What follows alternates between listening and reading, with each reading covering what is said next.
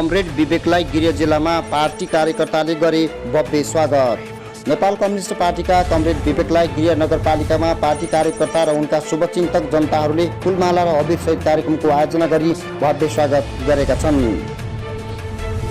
विगत 2 महिना पहिले ललितपुर र मकवानपुरको मध्यावती पुलबाट बीसीआईले छापामार शैलीमा पक्राउ गरी आँखामा कालो पट्टी बाँधेर विभिन्न स्थानहरूमा घुमाउनुका साथै पीडादायी यातना र झुटा आरोप लगाउँदै प्रहरी चौकीदेखि कारागारसम्म चलन गरिएका कमरेड विवेकलाई प्रतिबन्धित नेपाल कम्युनिस्ट पार्टीका नेतृत्व गरिरहेका महासचिव विप्लव प्रवक्ता कमरेड प्रकाण्ड र सरकार पक्षका वार्ता टोलीसहित राष्ट्रिय सभा गृहमा सार्वजनिक भए। लगतै केही महिना यता बन्दी रहेका कमरेड विवेकलाई काठमाडौँबाट कैलाली जिल्ला ल्याएर रिहाई गरिएको थियो। कमरेड विवेकलाई गर्दै गरेका आरोप अपराधिक क्रियाकलापमा संलग्न भएको भन्दै प्रहरीले पानीको ढुङ्गा बनाउँदै अदालतसम्म पुर्याएको थियो। तर अदालतले झुटा मुद्दा भन्दै रिहाई गरे तापनि फाँसीवादी दलालका रवैयाहरूले अदालत परिसरबाटै फेरि पक्राउ गर्दै झुटा मुद्दा बनाउँदै 2 महिनासम्म विभिन्न स्थानहरूमा लग्ने गरेको कमरेड विवेकले बताउनु भएको छ। जब महासचिव विप्लव वार्तामा गइसकेपछि बन्दी भएका केही साथीहरू रिहाई भए तापनि आफ्ना पार्टीका केही साथीहरू अझै बन्दी अवस्थामा रहेका र उनलाई पनि सरकारले छिट्टै रिहाई गर्ने कमरेड विवेकले बताउनुभयो। अहिले पनि नेपाली जनताको अवस्था निकै पीडादायक रहेको र शासकहरूले अझै नेपाली जनतामाथि आफ्नो रवैया जमाउँदै आएको र संसदीय व्यवस्था पूर्ण रूपमा असफल भइसकेको र त्यसको विकल्पमा अब वृहत राजनीतिक जनपरामर्श गरेर सर्वदलित सर्वपक्षीय सरकार गठन गरिनुपर्ने आवश्यकता औल्याउनु भएको थियो। संविधानको पुनर्लेखन गरी देशलाई वैज्ञानिक समाजवादी गणतन्त्रमा लैजानुपर्ने लक्ष्य आफ्नो पार्टीको रहेको बताउनु भएको थियो। अब हाम्रा मागलाई व्यवस्था गरेमा महान जनविद्रोहको माध्यमबाट प्रतिक्रियावादी दलाल नोकरशाहीहरूलाई बढारेर देशमा आमूल परिवर्तन ल्याउनुको लागि हाम्रो नेपाल कम्युनिस्ट पार्टीले गर्ने धारणा राख्नु भएको थियो। वर्ग सङ्घर्ष र बल परेको सिद्धान्तबाट सर्वहारा वर्गको अधिनायकत्वमा जनताको राज्य सत्ताको स्थापनाको लागि शान्ति आन्दोलन गर्दै र दलाल सत्ताका सञ्चालक नोकरहरूलाई चेतावनी दिँदै आफ्ना सान्दर्भिक भनाइहरू राख्नु भएको साथै अब नेपाल कम्युनिस्ट पार्टीले मात्रै सर्वहारा जनताको नेतृत्व गर्ने बताउनु भएको थियो। जेलबाट रिहाई भएपछि कमरेड विवेकलाई राजकोट नगरपालिका वार्ड नम्बर 2 को सेराचौर बस पार्कमा सिमखाना गाउँ कमिटीका इन्चार्ज अमर साई लगायत सम्पूर्ण एरिया कमिटीका सदस्य र पार्टी कार्यकर्ताहरूले अभिनन्दन कार्यक्रमको आयोजना गरेका थिए भने उक्त एरिया इन्चार्ज निर्विकको अध्यक्षतामा अभिनन्दन कार्यक्रमको सञ्चालन गाउँ कमिटी इन्चार्ज अमर साईले गर्नुभएको थियो। सो अभिनन्दन कार्यक्रममा जिल्ला पार्टी सचिव कमरेड साहसी, जिल्ला सल्लाहकार संयोजक छत्रबम कमरेड समरगढ, जिल्ला पार्टी सचिव कमरेड निर्देशन एरिया नम्बर 3 का incharge comrade Nirvik, area number 2 का incharge comrade Aringal, area number 2 कै गाउँ committee incharge comrade Atal, area number 2 Mumra गाउँ कमिटी इन्चार्ज कमरेड सरोज लगायत पार्टी कार्यकर्ता र सर्वसाधारण जनता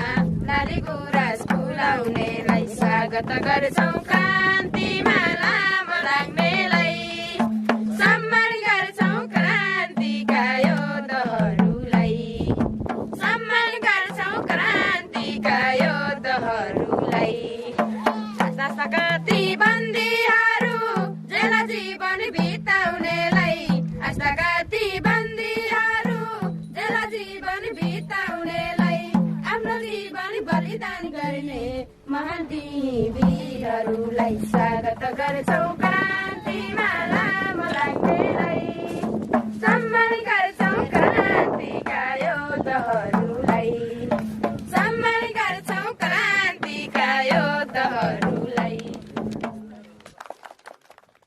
दिनको आयोजनामा आयोजित हाम्रो यो अभिनन्दन जनसभा कार्यक्रमका सभा अध्यक्ष एवं हाम्रो पार्टी जिल्ला सचिवालय सदस्य आजको सभाध्यक्ष कमरेड र यसै गरी यस हाम्रो अभिनन्दन जनसभा कार्यक्रममा प्रमुख अतिथिको सिट आसन ग्रहण गरिराख्नुभएका हाम्रो पार्टीका ब्युरो सदस्य एवं केन्द्रीय कार्यालयका हाम्रो आजको प्रमुख अतिथि एवं अभिनन्दित अतिथि कमरेड र यस कार्यक्रममा उपस्थित हाम्रो विभिन्न क्षेत्रबाट अतिथि आसन ग्रहण गरिराख्नुभएका अतिथि मित्रहरू र यस अभिनन्दनमा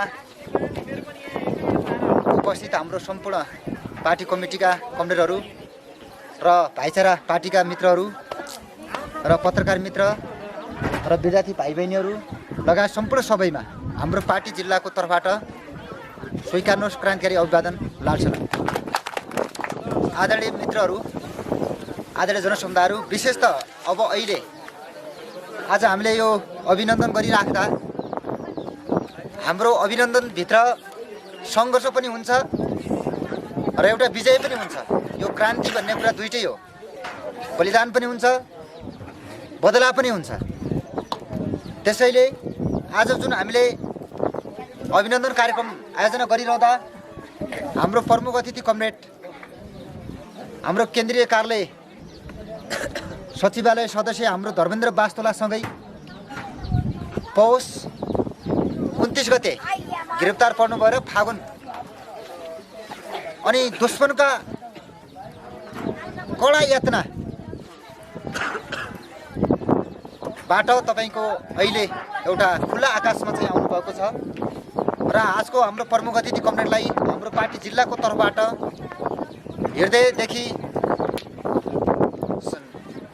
आभारसहित धन्यवाद एवं हामी अभिनन्दन दिन चाहन्छौँ, सम्मान प्रकट गर्न चाहन्छौँ र उहाँले एउटा किसिमको हाम्रो एउटा अहिले पार्टी र क्रान्तिलाई एउटा नयाँ ऊर्जा पैदा गर्नुभएको छ र एउटा जनतालाई पनि एउटा सन्देश प्रवाह गर्नुभएको छ र अझै बलिदानको निम्ति एउटा प्रेरणा दिनुभएको छ।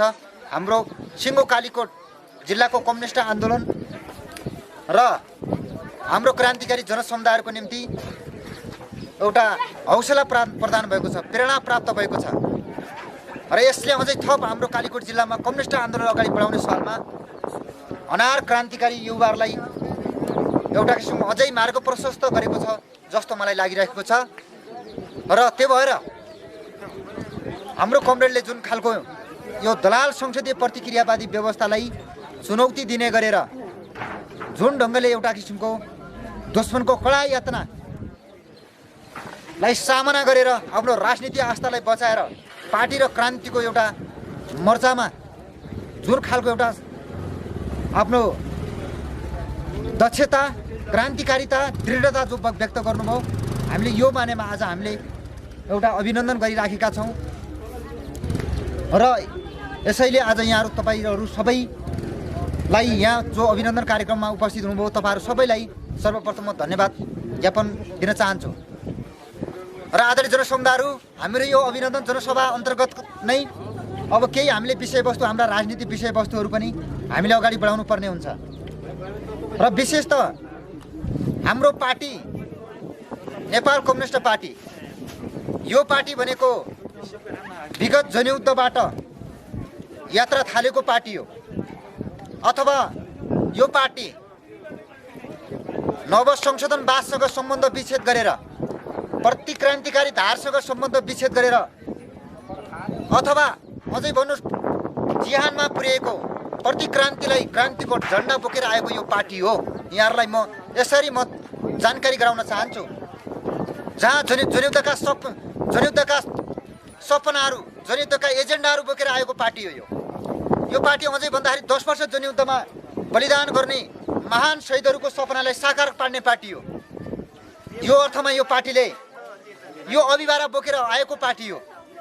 यो पार्टीले धेरै ठुलो राष्ट्रिय हुँदै मात्रै राष्ट्रिय विषयमा मात्रै अर्थ राख्दैन कि विश्व सर्वहारा वर्गको मुक्तिको लागि यसले सामर्थ्य राख्दछ हैन। त्यसकारणले गर्दाखेरि विश्व सर्वहारा वर्गको उत्पीडित समुदायलाई चाहिँ यसले के भन्दाखेरि प्रतिनिधित्व गर्दछ र विश्व सर्वहारा वर्गले यो पार्टीप्रति एउटा आशा अभिलाषा गरेको छ कि यो पार्टीबाट मात्रै सम्भव छ कि मुक्तिको बाटो भन्ने विषयमा विश्व सर्वहारा वर्गको एउटा आशाको केन्द्रबिन्दु पनि यो पार्टी बनेर गइराखेको यहाँलाई म जानकारी गराउन चाहन्छु।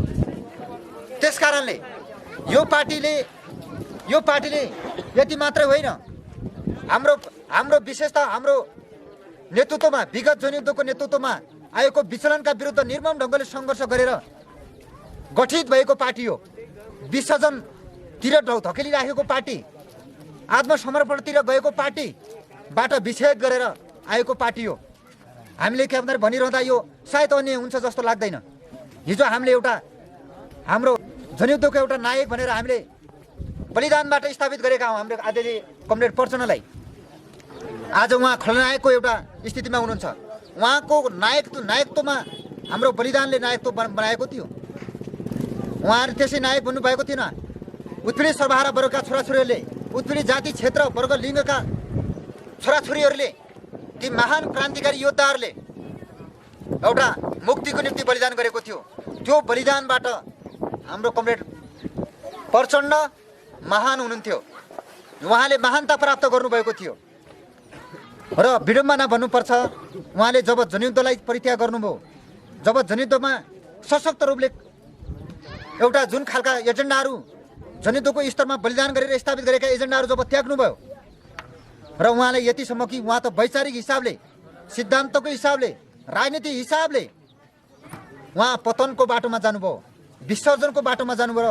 यसको नमुना हामीले पार्टी विभाजनकै एउटा सिलसिलामा हामीले भनिरहँदा आदरणीय जनसमुदाय, क्रान्तिकारी जनसमुदायले, मुक्तिकामी जनसमुदायले लागेको थिएन यो पार्टी कुर्सीको लागि फुटेको भन्ने एउटा किसिमले लागेको थियो। र वास्तवमा कुर्सीको लागि थियो कि राजनीतिक विभाजन थियो, कोही सिद्धान्त तह विभाजन थियो, या कुनै केही विषयमा विभाजन थियो भन्दाखेरि वास्तवमा हाम्रो पार्टीका बेमेलहरू भनेका होइन, मुख्य गरी त सम्झौतासँगको बेमेलहरू थिए, सिद्धान्तसँग बेमेल थिए होइन।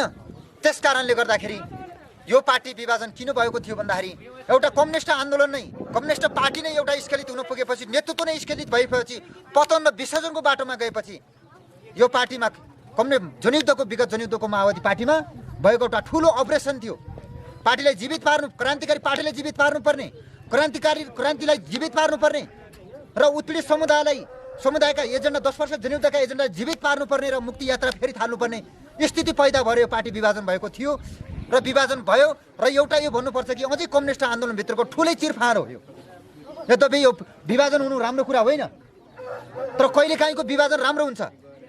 यदि क्यान्सर लागेर मान्छे मर्नुभन्दा त मान्छे अपरेसन गरेर एउटा अङ्ग छेदन गरेर तपाईँको बाँच्नु नै ठुलो कुरा हुन्छ।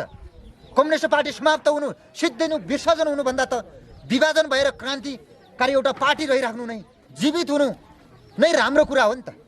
त्यस कारणले त्यो पार्टीभित्रका कर्मचारी एउटै ठाउँमा रहन सक्ने स्थिति थिएन। म यहाँलाई जानकारी गराउन यो चाहन्छु र हाम्रो जनयुद्धको एउटा विगत जनयुद्धमा एउटा ठुलो भूमिका निर्वाह गरेको एउटा क्रान्तिकारी यो बस्ती हो। क्रान्तिकारी एउटा योद्धाहरू अहिले पनि हाम्रो साथीहरू यहाँ हुनुहुन्छ र उहाँहरूलाई हामी सम्मान दिन पनि चाहन्छौँ। र हाम्रो पार्टीले वास्तवमा के गरे त भन्ने विषयमा मैले अघि पनि भनिसकेँ। हामीले विगत जनयुद्धका एजेन्डाहरू यो बोकेर अगाडि बढिराखेको छ। शहीदहरूका सपनालाई साकार पार्ने दिशातिर त्यो हाम्रो पार्टी अगाडि बढिराखेको छ। यसो भनिरहँदा तर हाम्रो पार्टीले विगत जनयुद्धलाई कुन ढङ्गले लिएको छ भन्दाखेरि एउटा ठुलो शिक्षाका रूपमा लिएको छ। विगतको नेतृत्वबाट ठुलो शिक्षा लिएको छ। विगत जनयुद्धका एजेन्डाहरूलाई नयाँ ठाउँमा पुर्याउने र यसलाई संस्थागत गर्ने, अझै विजयलाई सुनिश्चित गर्ने दिशातिर हाम्रो पार्टी अगाडि बढिराखेको छ। र विगत जनयुद्धका मोर्चाहरूलाई हाम्रो पार्टीले बदलेको छ र एकीकृत जनक्रान्तिमा तपाईँको हाम्रो पार्टीले विकास गरेको छ भन्ने यहाँहरूलाई म जानकारी गराउन चाहन्छु। र एक दिन लोटेको कहाँ गोरुले बाटो बदल्छ भने जस्तै गोरुले त एक दिन जुन ठाउँमा लोट्छ त्यो ठाउँमा हिँड्दैन भने हाम्रो एउटा क्रान्तिकारी पार्टी हो।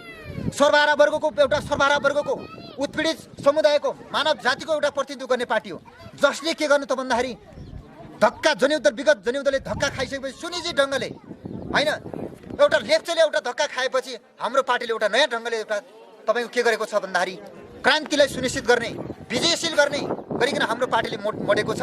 यहाँहरूलाई जानकारी छ, हाम्रो पार्टीका विविध कार्यक्रम मार्फत यहाँहरूले कुराकानी बुझिसक्नु भएको छ र हाम्रो पार्टीले एकीकृत जनक्रान्ति मार्फत वैज्ञानिक समाजवादी व्यवस्था ल्याउने भनेको छ र एकीकृत जनक्रान्ति मार्फत वैज्ञानिक समाजवादी व्यवस्था को निम्ति अगाडि बढिरहँदा हाम्रो पार्टीको जीवनमा, हाम्रो नेतृत्वको जीवनमा, हाम्रो पार्टीका नेता कार्यकर्तामा यो दलाल यति निरङ्कुश र यति फाँसीवादीकरण भयो, सामाजिक फाँसीवादको नाममा आयो, कम्युनिस्टको नाममा दमन गर्दै हिँड्यो, कम्युनिस्टको नाममा तपाईँको कम्युनिस्ट व्यवस्थाको नाममा तपाईँको जनताले हत्या लुटपाट मचाइयो, कम्युनिस्टको नाममा शोषण ठगी भयो, कम्युनिस्टको नाममा तपाईँको व्यवस्थाको नाममा तपाईँको माओवादी नाममा तपाईँको एउटा किसिमको के भयो भने फेरि पनि एउटा भ्रष्टाचारका काण्डले तपाईँको काण्ड मचियो र काण्डमा यो व्यवस्था तपाईँको अहिले फसेको छ।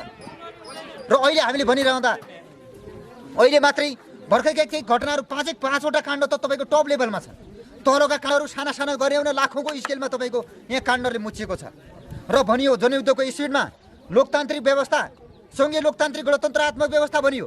के वास्तवमा यो सङ्घीय लोकतान्त्रिक गणतन्त्र भनेको हो जनयुद्ध र जनआन्दोलनबाट आएको त्यो व्यवस्था हो? र त्यसले जनयुद्ध र जनआन्दोलन जनताको प्रतिनिधित्व गर्छ कि नै त राष्ट्रको प्रतिनिधित्व गरे कि नै त यो व्यवस्थाले? भन्दा राष्ट्र र जनताको प्रतिनिधित्व गरेन।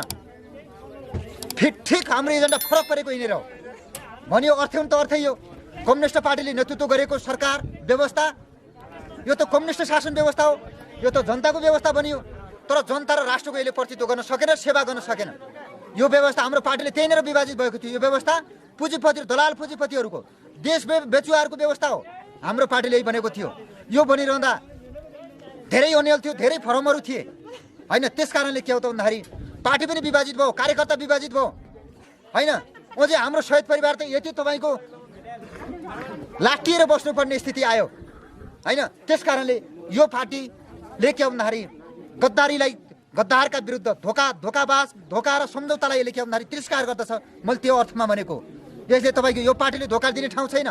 यो पार्टीले तपाईँको प्रतिक्रान्तिमा तपाईँको जाने ठाउँ छैन होला। तपाईँको राजनीतिक बेइमानहरूलाई, भ्रष्ट मान्छेहरूलाई तपाईँको त्यहाँ जाने ठाउँ होला। यो पार्टी र क्रान्तिका नेता कार्यकर्तालाई, यो पार्टीका नेता कार्यकर्तालाई त्यो जाने ठाउँ छैन।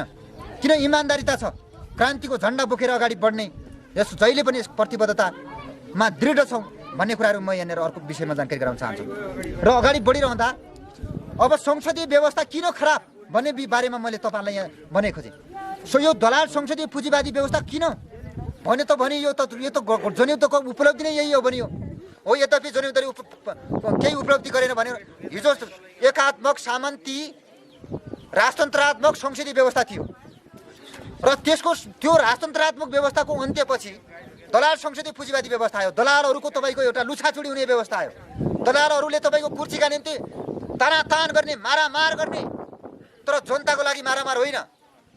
दलालहरूले तपाईँको सत्ता र शक्तिमा पुग्नको लागि मारामार गर्ने एउटा व्यवस्था आयो।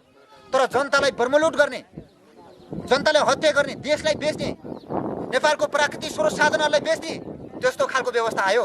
हाम्रो पार्टीको बेमेलले यही व्यवस्थामा, त्यही भएर यो पार्टीले अस्वीकृत गरेको, त्यही भएर यो पार्टीले हाम्रो यो व्यवस्थाले रिजेक्ट गरेको होइन। त्यस कारणले के हो त भन्दाखेरि हाम्रो पार्टीले विशेष त लिन खोजेको के भन्दा वैज्ञानिक समाजवादी व्यवस्था किन भने यसले यो दलाल संसदीय पुँजीवादी व्यवस्थाले प्रतिनिधित्व नगर्ने भयो। यो किनभने यो दलाल संसदीय पुँजीवादी व्यवस्था भनेको नै सामन्तवादी व्यवस्थाको उच्च रूप हो। यहाँभित्र पनि द्वन्द्व छ, यहाँभित्र असमानता छ होइन। यहाँभित्र पनि तपाईँको उत्पीडन छ होइन। यहाँभित्र दमन छ। यो व्यवस्थाले के भन्दाखेरि दमन उत्पीडनका श्रृङ्खलाहरू यसले फेरि सिर्जना गर्दछ। अझै यति ठुला पहाडहरू खडा गरिदिन्छ कि असमानताका यसले भनेर हाम्रो पार्टीले यसलाई तिरस्कार गरेको र त्यो पार्टी अहिले त्यसको व्यवहारिक रूपमा पुष्टि आइसक्यो। यो शासन व्यवस्था, यो व्यवस्था आएदेखि तपाईँले हेर्नुहुन्छ भने जनताको प्रतिनिधित्व गरेन, कोही मध्यम वर्गको प्रतिनिधित्व गरेन, कोही राष्ट्रिय पुँजीपतिको पनि प्रतिनिधित्व गरेन होइन। त्यसपछि किसान वर्गको प्रतिनिधित्व गरेन, विद्यार्थीको प्रतिनिधित्व गरेन होइन, सुकुनवासीको प्रतिनिधित्व गरेन, तर केवल एउटा वर्गको प्रतिनिधित्व गर्यो, दलाल पुँजीपतिहरूको प्रतिनिधित्व गर्यो। त्यही दलाल पुँजीपति पनि तपाईँको एक आपसभित्र मारामार छ। तपाईँको माउरीको ताल बिग्रियो भने घारभित्र मारामार काटाकाट गरेर मर्छन् भन्थे। त्यही घार जो थियो त्यो दलाल पुँजीवादी व्यवस्था भने माउरीको घार हो। यो त्यही भित्र त्यही माउरीको माउ खानको लागि तपाईँको मारामार गर्ने स्थिति बन्यो। त्यो दलाल पुँजीपतिहरूको भनेको पुँजीको निम्ति मारामार गरे भन्न खोजेको। त्यो मारामार भनेको जनताको लागि होइन। यो सङ्घीय लोकतान्त्रिक गणतन्त्रात्मक व्यवस्थामा तपाईँको नेपालका संसदवादी पार्टीहरूले प्रतिनिधित्व गर्दछन्। नेपालका संसदवादी पार्टीहरू ती राजनीतिक पार्टीहरू भने कस्ता भयो त भन्दाखेरि तिनीहरू व्यापार पुँजीको निम्ति राजनीति गर्ने पार्टीहरू भने जनताको लागि सेवा हराए ती पार्टीहरूले। हुन त छ सिद्धान्त, समाजवादका सिद्धान्त छन् त्यहाँ होइन, साम्यवादी सिद्धान्त छन्। ती सिद्धान्तले काम गरेन। ती जनतालाई तपाईँको प्रवचन गरेर सुनाउने बाहेक ती सिद्धान्तहरू काम लागेन। जनताको जीवनलाई परिवर्तन गर्ने, राष्ट्रको जीवनको राष्ट्रको तपाईँको मुहार फेर्ने, राष्ट्रको प्रतिनिधित्व गर्ने ती सिद्धान्त काम लागेन। ती सिद्धान्त यति काम लागे कि जनतालाई सुनाउने अनि आफू खाने, आफू कुम्ल्याउने ती सिद्धान्तमा काम पढेत भए। र त्यो पार्टी अहिले तपाईँको हेर्दाखेरि समाजवादी सिद्धान्त बन्यो। समाजवाद भने त कस्तो रहेछ भने यहाँ त दलालहरूलाई मात्रै तपाईँको बर्मलुट मचाउने रहेछ। यो त माइती आँगन भयो दलालहरूको। यो दलाल पुँजीवादी व्यवस्था भनेको त जनताले हेर्नै नपाउने होइन। कोही त्यही शैलीका राजनीतिक पार्टीहरू नेतृत्व भए तपाईँको। यो व्यवस्था भनेको त कोही त्यही शैलीको छ। कोही त्यही शैलीमा जनता कोही त्यसले के गर्थ्यो अरे उता तपाईँको यो उत्तर अमेरिकाको हो कि दक्षिणी अमेरिकामा त्यहाँ भन्दा रहेछन् कोही त्यो मान्छे दुःख पऱ्यो भने मान्छे रोयो भने मजा लिने अरे क्या। कोही त्यो भने एउटा पात्र हो, त्यो व्यक्ति हो। मान्छे दुःख पऱ्यो भने रोयो भने अनि आँसु झार्यो भने मजा लिने अरे, नरोयो भने अरू हाँसो भने मजै नमान्ने। यो राज्य भनेको त यस्तो भयो कि जनताको दुःखमा रम्ने, हाँस्ने, जनताको महामारीमा मर्यो हाँस्ने, अनि बजेट बर्मलुट गर्ने। एउटा कोही नागरिक मर्यो, महामारीमा मर्यो, महामारी फैलियो भने अनि तर स्वास्थ्य उपचार गरेर जीवन रक्षा गर्नुभन्दा मैले उता बजेट भ्रष्टाचार गर्नुमा व्यस्त हुने कि यस्तो सरकार राज्य। भोगमरीले मर्यो भनेपछि त्यही भोगमरी न्यूनीकरण खाद्य सुरक्षाको नाममा तपाईँको भ्रष्टाचार गर्ने होइन। अनि त्यसपछि बाढी पहिरो आयो भने माथिबाट हेलिकप्टरमा घुम्ने, उनको पेटमा खाना छ कि नै त्यो पनि थाहा छैन होइन, घरबार छ कि त्यो पनि थाहा छैन। माथि हेलिकप्टरबाट घुम्ने, माथि जनतालाई घुम्यो भने देखाउने, तर जनताको तपाईँको वास्तवमा बिहान बेलुका छाट्रानी छ कि छैन र उदार तथा राहतका काममा केन्द्रित नहुने यस्तो खालको व्यवस्था रहेछ के। अनि त्यो पीडाबाट तपाईँको मजा लिने, कुम्ल्याउने, विकासको नाममा तपाईँको कुम्ल्याउने है, यस्तो विकास रहेछ नि। त्यसकारण दलाल पुँजीवादी व्यवस्था भनेको यो बनाइदियो। विशेष त उत्पीडित जातिले क्षेत्रलाई तपाईँको यति तपाईँको असुरक्षित भइदियो कि यो व्यवस्था झन् उत्पीडनको नै तपाईँको मुख्य नायिका तपाईँ राज्य भइदियो। राज्यका मान्छेहरू संलग्न छन् तपाईँको महिला दिदीहरूको हत्या गर्नेमा, अनि दलित समुदाय तपाईँको हत्या भइराखेको छ होइन। उत्पीडित जाति क्षेत्र वर्ग लिङ्ग समुदाय सबैभन्दा असुरक्षित यही व्यवस्थामा भयो। हिजो विगत तपाईँको राजतन्त्रात्मक संसदीय व्यवस्थामा त्यो असुरक्षित नभएको यही बेला भयो। भन्न खोजेको सामन्तवादी व्यवस्थाको उच्च रूप नै तपाईँको दलाल पुँजीवादी व्यवस्था रहेछ भन्ने कुरा अर्को नमुना हो भन्ने कुरा चाहिँ मैले यहाँनिर जानकारी गराएँ। अनि यसले तपाईँको हिजो सामन्तहरूले सम्झौता नगरेको राष्ट्रघाती सन्धि सम्झौता यही बेला भएको छ। विपा सम्झौता लगाएका थुप्रै राष्ट्रघाती सम्झौता भए। नेपालका प्राकृतिक स्रोत साधनहरू पुरै बेच्ने, बर्मलुट मचाउने, राज्यका टप मान्छेहरू तपाईँको भ्रष्टाचारमा व्यस्त। खरबमा भाषण हुन्छ, खरबमा भ्रष्टाचार हुन्छ, अनि नेपालको विकास हुन्छ। अनि राज्यका मान्छेहरू तपाईँको मानव बेचबिखनमा, मानव तस्करमा लागिराखेका छन् होइन। मानव दलाल बनेका छन्। अनि बेसालय खोलेर बसिराखेका छन् कम्युनिस्ट सरकार नाममा, व्यवस्थाका नामका मान्छेहरू। अनि नेपालमा तपाईँको शान्ति समृद्धि भन्नु त भनियो, तपाईँको नारा दियो सुखी नेपाली समृद्ध नेपाल, जनताको गाउँघरमा सिंहदरबार। के हो सिंहदरबार भनेको? जनतालाई खानै नदिने सिंहदरबार हो? जनतालाई अधिकारी नदिने सिंहदरबार हो? कस्तो सिंहदरबार हो? अनि जनतालाई बाँच्नै नपाउने अधिकार, बाँच्नै नपाउने दिने त्यस्तो सिंहदरबार हो? अनि लोकतान्त्रिक व्यवस्थामा भनिएको छ यो राज्यको व्यवस्थाको विरोध गर्न पाउने भनेर त्यो संविधानले ग्यारेन्टी गरेको छ। यो राज्य व्यवस्था खराब भयो, उत्पीडित समुदायको प्रतिनिधित्व गरेन भने त्यो गलत हुन्छ। र हाम्रो पार्टी द्वन्द्वमा हिजो पनि विगत पनि गएको थिएन, अहिले पनि गएको छैन। तर यो पार्टीलाई प्रतिबन्ध लाउनु पर्ने कारण के? हाम्रो पार्टीको सबैभन्दा हतियार भनेको जनताप्रति हाम्रो राष्ट्रिय राजनीतिको एजेन्डा हाम्रो पार्टीले बोकेको छ। सबैभन्दा ठुलो हतियार हाम्रो त्यही हो। त्यही हतियार राज्यले पस्न सकेन, त्यही मिसाल भयो। त्यही प्रादेशिक हो कि महादेशीय तपाईँको मिसाल बन्यो यो राज्यको निम्ति, यही तपाईँको यो राज्यको निम्ति। त्यो भएर प्रतिबन्ध लायो। हाम्रो पार्टीप्रति विशेष त उत्पीडित समुदायको अथवा नेपाली जनताको हाम्रो पार्टीले के राहत तथा उद्धारमा गर्यो। जस्तै बाढी पहिरोमा राहत तथा उद्धारका कामहरूमा साथ दियो हाम्रो पार्टीले होइन। उत्पीडित समुदाय, महिला, दलित, उत्पीडित समुदायले विशेष त तपाईँको जहाँ अधिकार पाएनन् त्यहाँ दमन भयो, हस्तक्षेप भयो। हाम्रो पार्टीले त्यहाँ हाम्रो पार्टीले के भन्दा सामाजिक न्यायका कामहरू अगाडि बढायो।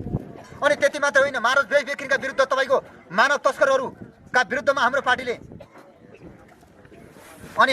कारबाही गर्यो होइन। अनि त्यसै गरी हाम्रो पार्टीले तपाईँको एमसिसी लगायतदेखि लिएर हाम्रो भारतले जुन हाम्रो लिपुलेक लिम्पुवा जुन हस्तक्षेप गर्यो त्यसका विरुद्धमा हाम्रो सङ्घर्ष गर्यो हाम्रो पार्टीले लगायतका थुप्रै विषयमा हाम्रो पार्टीले जनपक्षीय काम गरिदिन्छ अथवा महँगीका विरुद्ध पनि हाम्रो पार्टीले सङ्घर्ष गर्यो शिक्षामाथि गर्ने राज्यले व्यापारीकरणका विरुद्धमा हाम्रो पार्टीले सङ्घर्ष गर्यो स्वास्थ्यमाथि जो व्यापारीकरणका विरुद्धमा हाम्रो पार्टीले सङ्घर्ष गर्यो त्यो सङ्घर्ष गरिरहँदा यो राज्यले पचाउन सकेन र जनताले हाम्रो पार्टीले र जनताको एक मात्रै प्रतिनिधित्व गर्ने पार्टीको रूपमा रह्यो कि नेपाल कम्युनिस्ट पार्टी रहेर यो जनप्रिय पार्टीको रूपमा स्थापित भयो त्यो भएर यो राज्यले तपाईँको प्रतिबन्ध लाउनुपर्ने बाध्यात्मक स्थिति त्यहाँ हो हाम्रो पार्टीले युद्ध घोषणा गरेको थिएन र अहिले पनि गर्दैन र भोलि पनि गर्दैन तर यही पार्टीले राज्यले पचाउन सकेन र जनसमर्थन यता आएपछि यो तपाईँको के भयो त भन्दाखेरि यो राज्य तपाईँको फाँसीवादको दिशातिर फाँसीवादीकरण भयो होइन सामाजिक फाँसीवादमा पतन भयो र तपाईँको व्यक्त भयो नाम हेर्दाखेरि कम्युनिस्ट छ कम्युनिस्टको नेतृत्वमा त्यो राज्य व्यवस्था छ गणतन्त्र छ तर गणतन्त्र कस्तो गणतन्त्र खानै नपाउने गणतन्त्र जनताले लाउनै नपाउने गणतन्त्र जनताले पढ्नै नपाउने गणतन्त्र जनताले औषधि उपचारै नपाउने गणतन्त्र अहिले मात्रै स्वास्थ्य चौकीमा गयो भने 40 आइटमको औषधि अहिले पाइन्न नेपाल सरकारले दिने निःशुल्क औषधि शिक्षामा जानु शिक्षामा तपाईँ व्यापारीकरण छ अनि राज्यले शिक्षा स्वास्थ्य रोजगार यातायात विद्युत सञ्चारमाथि तपाईँले यदि व्यापार गर्न लाग्यो भने नाफा कमाउन लाग्यो भने नागरिकले के पाउने के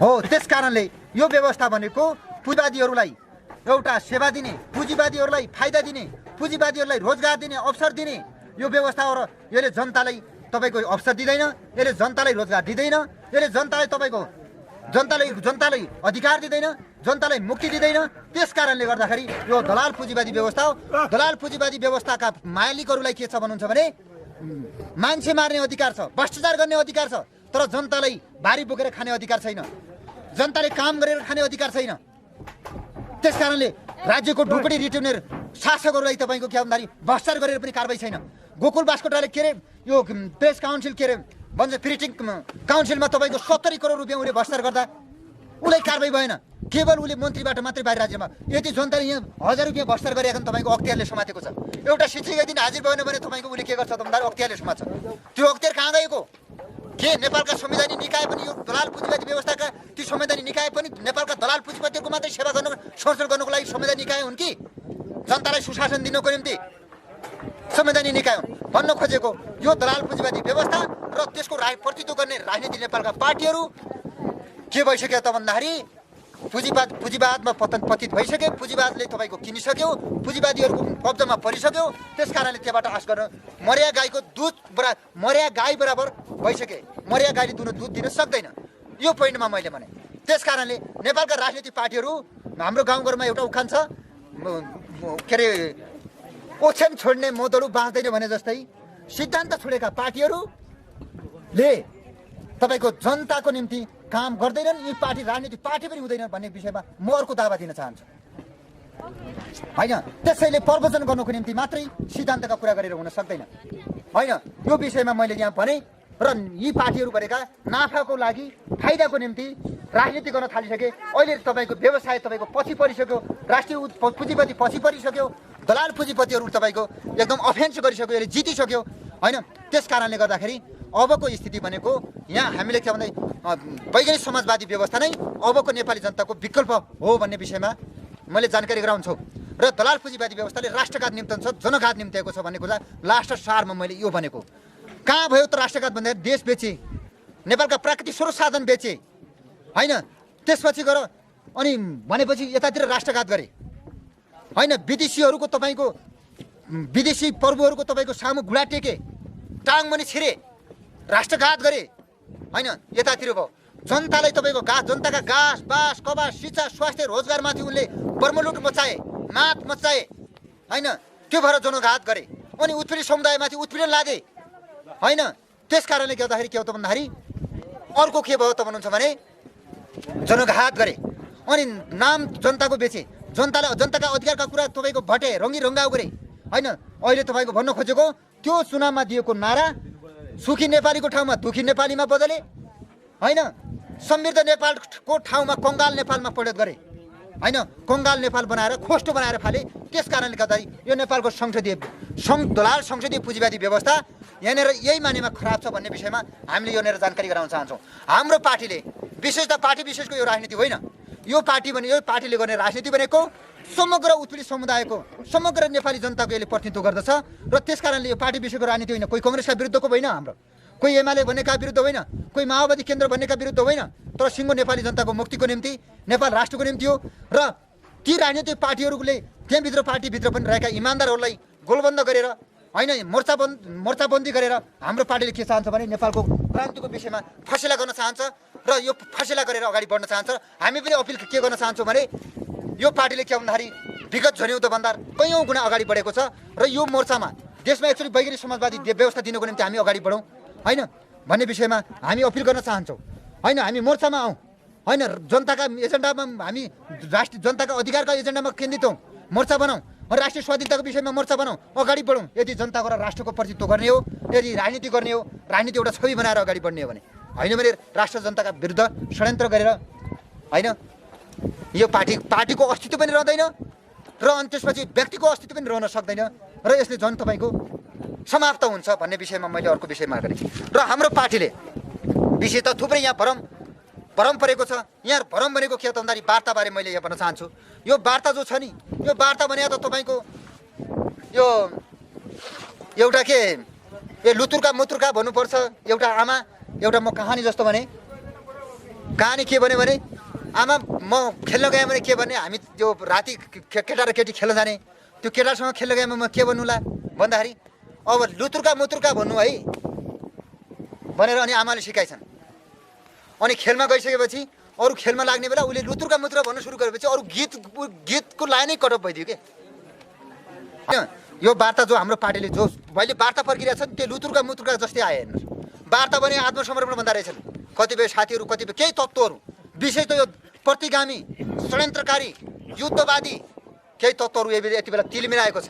हाम्रो पार्टीलाई तपाईँको जङ्गलसम्म पुर्याउने र त्यहाँ केन्द्रित गर्ने अनि बन्दुक सुराकी गर्ने, बन्दुक चलाउने, गोलीले भोट्ने सपना देख्ने शासकहरू, प्रतिगामी तत्त्वहरू यति बेला सल्बलाएको छ कि वार्तालाई तपाईँको अर्को ढङ्गले मरेको छ। अहिले के भन्छ भने यतातिर तपाईँको हतियार बुझाएको छैन भनेर एकातिर राज्यले उचाल्छ, अनि यतातिर हाम्रो पार्टीलाई के भन्छ आत्मसमर्पण हो। यतातिर तपाईँको यतातिर भनेको छ के साँच्चीकै त्यही हो भने जस्तो होला। हाम्रो पार्टीसँग हतियार हुनसक्छ तर सेना हुनसक्छ, सेना त घोषित भएकै कुरा हो त, तर सेना होला राजनीतिक समस्या हल भएपछि त आखिर के भन्दा त्यो हतियार भन्ने त भोलि त उसले लाडुका डल्ला जाउने त भनेपछि भोलि के भन्दाखेरि हाम्रो सेना होला। त्यो सेना भोलि सेना हतियारका पहिलो कुरा त राजनीतिक समस्या हल हुनु पऱ्यो, जनताका जनजीविकाका समस्याहरूमा हल गर्ने वार्ता हुनु पऱ्यो, अनि जनताले तपाईँको वैज्ञानिक व्यवस्था पाउने, मुक्ति पाउने त्यो खालको वार्ताको निम्ति वार्ता हो नि त। आत्मसमर्पण गर्ने कोही केपीसँग यो राज्यसँग आत्मसमर्पण गरेको कुरा हो। एउटा राष्ट्र र जनताको प्रतिनिधित्व गर्ने पार्टीले सङ्घर्ष गर्ने अधिकार हुने अनि शान्ति यो वार्ता गर्ने अधिकार छैन। अनि यदि तपाईँको राष्ट्रिय जनता र राष्ट्रका एजेन्डामा तपाईँको डिल गर्ने अधिकार छैन, राज्यसँग बार्गेनिङ गर्ने अधिकार छैन, अनि वार्तालाई आत्मसमर्पण भन्दिने अनि स्खलित भन्दिने। त्यस कारणले गर्दाखेरि केही प्रतिगामी तत्त्व यसले के निम्ति यदि के सङ्केत गर्दछ भने प्रतिगामी तत्त्व सल्बलाएका छन्, छटपट्टि पैदा भएको छ। हाम्रो पार्टीलाई के भन्दाखेरि सिद्धौँला र भोज भतेर गराउँला भन्ने केही प्रतिगामी तत्त्व अहिले त्यो नहुँदाखेरि अहिले आत्तिएको देखिन्छ। त्यस कारणले हाम्रो पार्टीले जुन अघि हाम्रो प्रवक्ता कमरेडले भनिसक्नुभयो वार्ता भनेको वैज्ञानिक समाजवादी व्यवस्थाको निम्ति अलि नयाँ ढङ्गले जान खोजेको छ र त्यो भनेको जनताको जनमत सङ्ग्रहद्वारा एक्चुअली जनताको हातमा व्यवस्थाको फैसला गर्ने, जनतालाई फैसला गर्ने अधिकार दिने बिचको मिड पोइन्ट खोज्नुपर्छ भनेर हाम्रो पार्टीले एउटा प्रस्ताव अगाडि बढाउँदैछ। र अहिले परमेश्वरको वार्ता अझै राज्यले के गरिराखेको छैन, विश्वासिलो वातावरण अझै बनाइरहेको छैन। हाम्रा बन्दी कमरेडहरूलाई ठुलो रूपमा अहिले तपाईँको रिहा गरेको छैन र त्यसपछि गएर झुट्टा मुद्दा खारिजी ठुलो रूपमा भएका छैनन्, पुरै छन्, अलिक तीव्रतामा हुनुपर्ने हो त्यो भइराखेको छैन। अनि त्यसपछि गएर प्रतिबन्ध तुलनात्मक रूपले अलिअलि प्रतिबन्ध भने पनि अनि अहिले पनि तपाईँको केही कमरेडहरूलाई हाम्रो तपाईँको पक्राउ पूर्जी काटिरहेको छ राज्यले। यो वार्ता प्रति अझै साम्राज्यवादी डिजाइनमा प्रतिक्रियावादीहरू अझै पनि सल्बलाएका छन् कि अझै यो वार्ता भाड्नुको निम्ति ठुलो खेल भइरहेको छ। अझै हामी के भन्न चाहन्छौँ भने वार्तालाई सार्थक बनाउनको लागि यो राज्यले अझै पनि हामी विनम्र अनुरोध के गर्छौँ भने हाम्रो पार्टीको तर्फबाट हामीले तपाईँको हाम्रो पार्टी जिल्लाको तर्फबाट पनि हाम्रा बन्दी कमरेडहरूलाई यथाशीघ्र रिहाको माग गर्न पनि चाहन्छौँ र मुद्दा खारेजीको पनि माग गर्न चाहन्छौँ र वार्ताको निम्ति विश्वासिलो वातावरण यो राज्यले छिटोभन्दा छिटो तपाईँको वातावरण बनाओस् र जनताले एउटा लेप्चेबाट छापबाट स्वस्ति चिन्हबाट व्यवस्थाको फैसला गर्ने अधिकार दियोस् र भोलि तपाईँको हत्या हिंसाका चाङ खडा हुने यो राज्यले त्यो खालको स्थिति द्वन्द्व सिर्जना गर्ने कम्फेट न्युतिने खालको कुनै पनि एउटा कसुर बाँकै नराखोस् यो राज्यले हामीले त्यो सुझाव दिन चाहन्छौँ र जनतालाई माया गरेर सरकारमा राज्यका निकायमा मालिक बनाएर पठाउने जनतालाई धोका नदियोस् फेरि पनि यो राज्यले होइन यो तपाईँको सरकारले अझै पनि तपाईँको त्यो धोका नदियोस् भन्ने कुरामा हामी यहाँ दबाब दिन चाहन्छौँ र यो भएर तपाईँहरू सम्पूर्ण जुन पार्टीका हुनुहुन्छ यो पार्टीलाई तपाईँको यो पार्टीले ल्याएको सबैलाई एउटा किसिम एक ठाउँमा आउने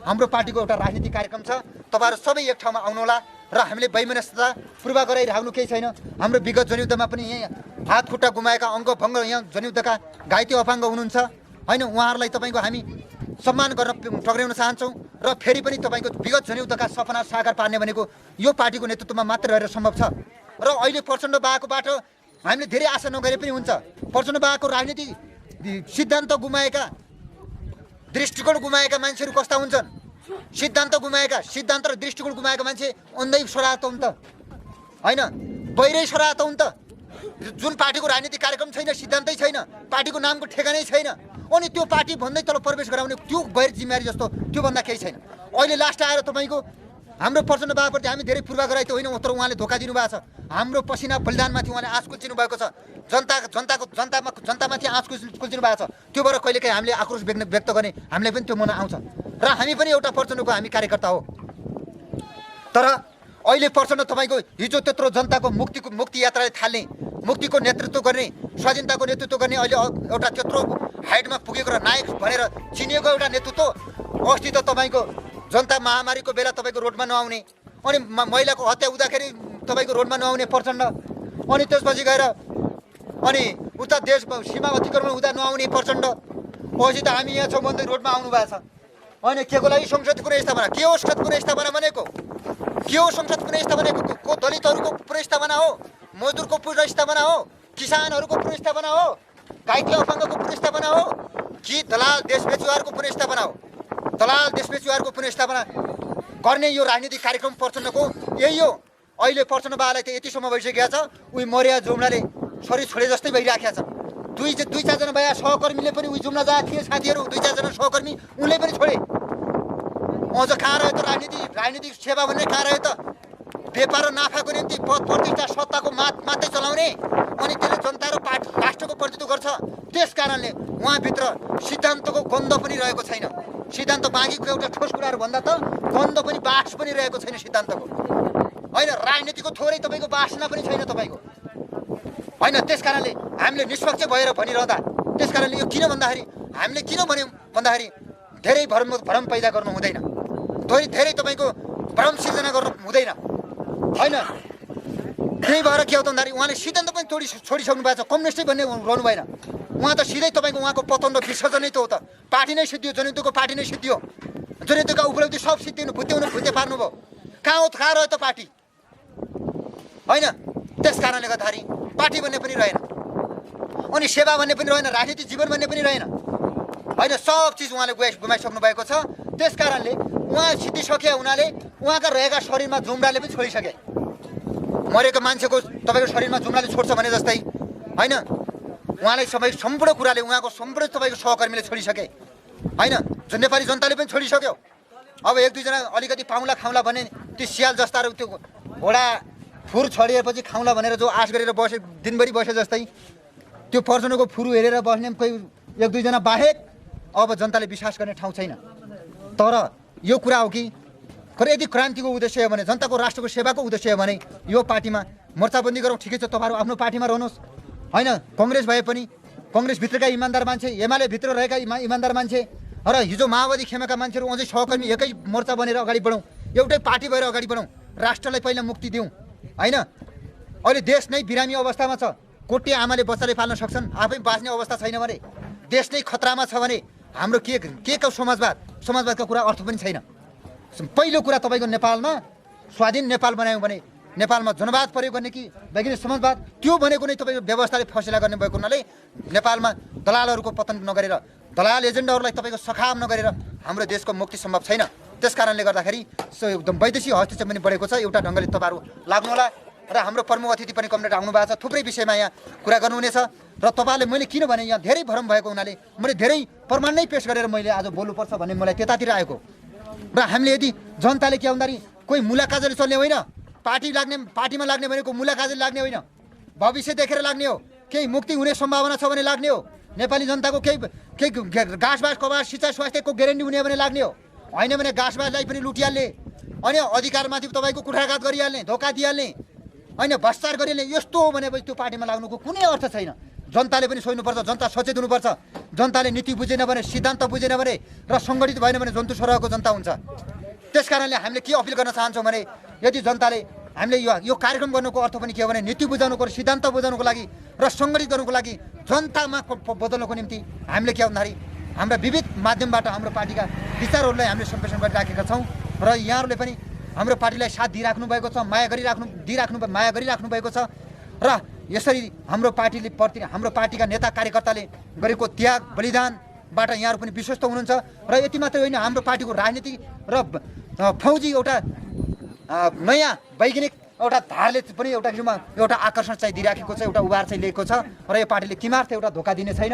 र हाम्रो व्यक्तिगत तर्फबाट पनि जनतालाई हामीले किमार्थ धोका दिने छैनौँ। र हामी पनि विगतका प्रतिबद्धता अहिलेसम्म पुगेका छन्। अहिले भोलिका लागि अझै हामी प्रतिबद्धता व्यक्त गर्न चाहन्छौँ। कुनै पनि हालतमा, कुनै पनि मूल्यमा हामीले धोका दिने छैनौँ भन्ने कुराहरू यहाँहरूको सामुमा राख्दै मेरो भनाइ यही अन्त भएको जानकारी गराउँछु। हस्त क्रान्ति र अवदान लाल। अनि हामी के गरिरहेका छौँ भने अब केही शब्द हाम्रो डिसिएस कमरेड पनि सौभाग्यवश यहाँ पाल्नु भएको छ र उहाँ प्रमुख अतिथिले आफ्ना विषयवस्तु पनि संक्षेपमा राख्नुहुनेछ। हामीले धेरै लम्ब्याउनुभन्दा पनि होइन, तर उहाँ जेलमा किन बस्नुभयो, बस्न बाध्य के भयो र किन निक्लनु पर्यो भन्ने कुरा अहिले तल चाहिँ धेरै भरम छ। भरम के छ भने पार्टी चाहिँ अब एमाले भयो भनेर तल चाहिँ नाना तरिकाले एकदम प्रचार गरेर पुरै त्यस्तो किसिम एउटा मिनिमाइज भइराखेको छ।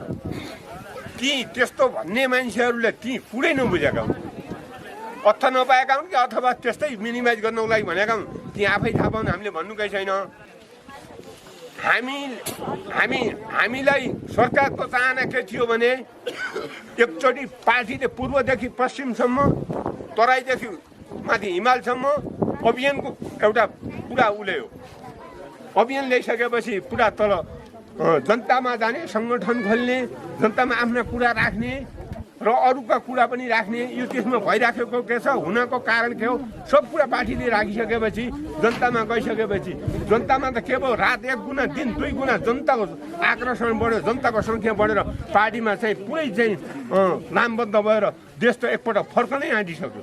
त्यस्तो भइसकेपछि सरकार चलाउने सरकारमा चलाउने शासकहरूले के सोचे भने यिनलाई छडुवा छोड्ने हो भने हाम्रो अब धेरै दिन छैन, पानीको मुलो सुक्नेछ, हामी ओबाना पडिया माछा हुनेछौँ र हाम्रो भोलि बिजोग स्थिति हुनेछ। त्यसैले हाम्रो यो शासन टेकाइराख्नुको निमित्त र विप्लव पार्टीलाई चाहिँ के गर्नुपर्छ, दबाब दिनुपर्छ र यस्तो किसिमको बन्दी बनाउनुपर्छ भन्ने उसको त्यो चाहना हो।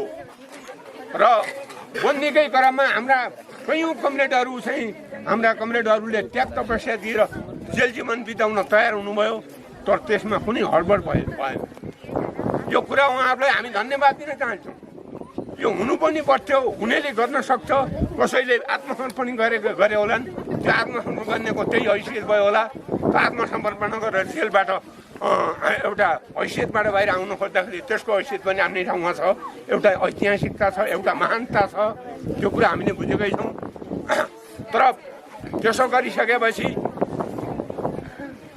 सरकारमा रहने शक्तिको चाहिँ चाहना के हुन्छ भने आफ्नो शक्तिसँग तुलना गर्ने र अर्को कोही नआओस् भनेर त्यसले दबाब दिइराख्यो, दबाब दिन्छ। दबाब दिँदै पनि अहिले 2 वर्ष जति भयो सङ्कटकाल लगाएको, हाम्रो पार्टीमाथि प्रतिबन्ध लगाएको, प्रतिबन्ध पनि आएको, हाम्रो पार्टीले केही पनि गर्न नपाउनु। केही पनि गर्नु सङ्गठन खोल्न नपाउने, बाहिर ढेकला बढ्न नपाउने, कहीँ केही यस्ता कार्यक्रम गर्न नपाउने, केही पनि एउटा अधिकार केही पनि गर्न नपाउने, सभा सामान्य बाहेक अरू केही पनि सामान्य चाहिँ पाउने, अरू हामीले केही गर्न नपाउने त्यस्तो प्रतिबन्ध लगायो। र अझै पनि कयौँ साथीहरू चाहिँ कमरेडहरू जेलमै हुनुहुन्छ, प्रक्रिया पुरा भएको छैन।